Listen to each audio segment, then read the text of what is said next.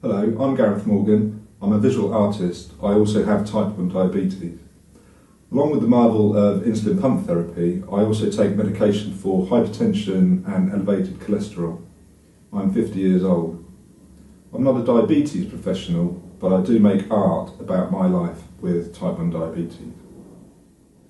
I'll say a few things about my experience of living with type 1 diabetes during the arrival of the COVID-19 pandemic, spending increased time at home, and aspects of the psychological impact that this has had on me. I'll say type 1 diabetes and COVID-19 a lot. My art is expressive. I draw and paint how I feel. You can consider expressionism as my mood coming out through my hands. Hopefully you can see my experience of the recent months in the images presented here. I live in London. I have a PhD in cell biology with a research expertise in infectious disease. When I was diagnosed with type 1 diabetes, for a number of reasons I became interested in non-verbal ways of communicating information about the condition, from both a scientific and from a personal perspective. I did this specifically through the medium of drawing. Type 1 diabetes is not the easiest thing to understand, to explain or to manage. But I'm fortunate enough to live with a general medic who works at a large London teaching hospital, which has helped no end in the management of my condition. Being diagnosed with type 1 diabetes wasn't quite as traumatic or as difficult as I'd thought it might be. Type 1 diabetes had terrified me.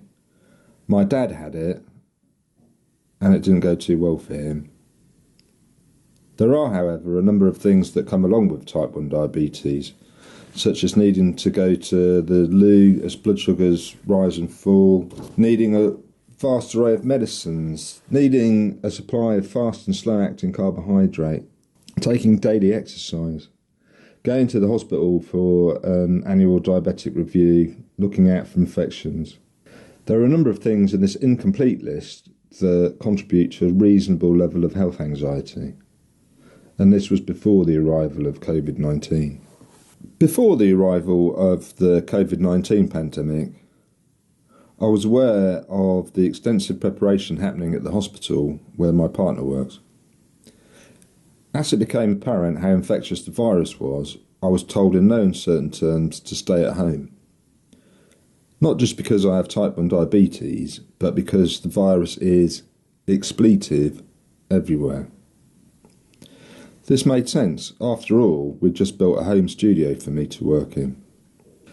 However, as a visual artist interested in drawing the human condition and people in places, my source of creativity was put on hold when I stayed at home.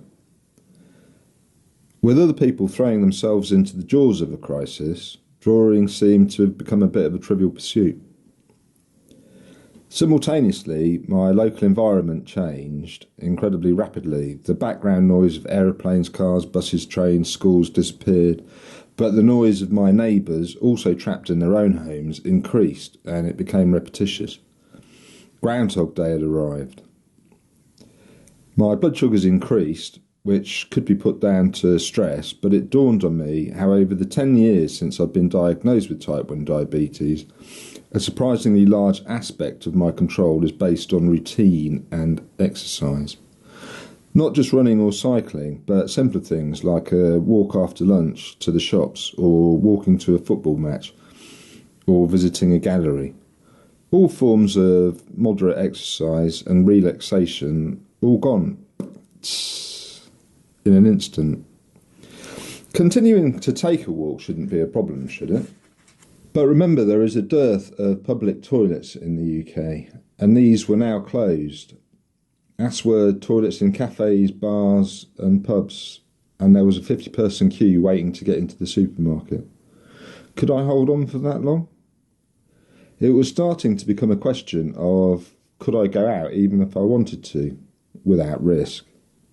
But what's the worst that can happen? Given my partner now had their own COVID-19 ward, I ventured out to the supermarket, braving the long queue and the risk of infection, only to find everything gone. Not just toilet roll and something for supper, but fruit, bread, orange juice, crisps, the things a person with type 1 diabetes might need in the now fabled jingoism to protect the NHS and to save lives. All gone. Why? Anxiety. Next, I went to collect my repeat prescription for insulin. The chemist had changed its opening hours and was closed for disinfection. I thought of old Mother Hubbard. COVID-19 was rapidly becoming a drag. I was getting increasing health anxiety. I'd always considered myself antisocial, but over the first few days of lockdown, I began to see how important it is to see and talk to people outside of what might be considered organised social activity. What I mean is the lack of a quick chat on a doorstep, in the street or in a park, a joke, a smile, human interaction, patting a dog, empathy, something to think about, or even to draw. I'd listen to the news all day and check my phone. I'd wonder about what I could draw. Why can't I draw? Is there any need to draw? What did you do today? What did you do yesterday? And the day before that? What will you do tomorrow and the day after that? To occupy my time and to try to help, I completed a psychological questionnaire about diabetes and COVID-19. This was a strange experience as I didn't feel particularly worried about the management of my type 1 diabetes or contracting COVID-19. But when I answered the part about signs of stress and anxiety, I saw I was at the end of the scale. This was a whole new experience. Previously, I'd been a sound sleeper, but now I woke up early, 4 a.m. early. I started to feel anxious, which was in part due to a statin that I've since moved off. The weird thing was, I couldn't identify what was making me anxious, other than I couldn't figure out what was making me anxious. Next, I'd wake up early with clenched teeth and hands, feeling like something unpleasant was sitting on my chest. It became difficult to focus, to think, to read, even to watch TV. My creativity dried up. I could see that I was trapped, caught in a futile cycle. As the number and nature of deaths emerged, we engaged in a discussion about type 1 diabetes and COVID-19 comorbidity. Things were fuzzy, but not getting better. Am I trapped? I read the paper on COVID-19 comorbidities and made a quick video about my thoughts.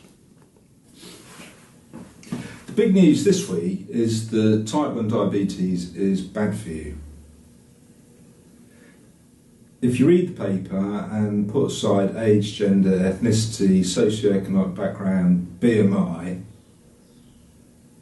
then the underlying message is that having type 1 diabetes might be bad for you, which, I mean, I'm as shocked as anybody else, to be honest, because I always thought that it was a good thing. I mean, how else would such a condition be so prevalent in society? It must be linked to positive factors like having a charming smile, a winning personality, ability to time travel, to play the guitar like Jimi Hendrix, or to create world peace. That's actually my list for my fairy godmother. Sorry. Type 1 diabetes, COVID-19, increased anxiety, increased risk of death.